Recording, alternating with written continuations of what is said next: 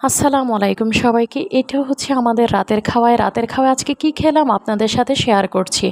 এখানে প্রথমে আমি নিয়ে নিলাম কচুরমুখী। কচুরমুখীটা রান্না করেছি চিংড়ি শুটকি দিয়ে। আর কচুরমুখীটা রান্না করার সাথে সাথে গলে গিয়েছে। আর এটার কারণ হচ্ছে এটা ছিল সাদা বড় কচুরমুখীটা।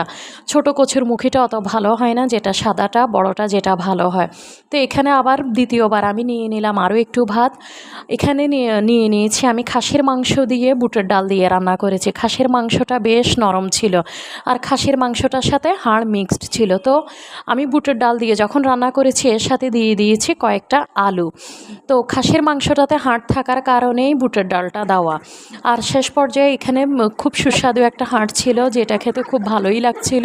তো আমি অনেকক্ষণ ধরে হাড়টা দিয়ে আসসালামু আলাইকুম সবাইকে। এটা হচ্ছে আমাদের রাতের খাওয়ায়। রাতের খাওয়ায় আজকে কি খেলাম আপনাদের সাথে শেয়ার করছি। এখানে প্রথমে আমি নিয়ে নিলাম কচুরমুখী।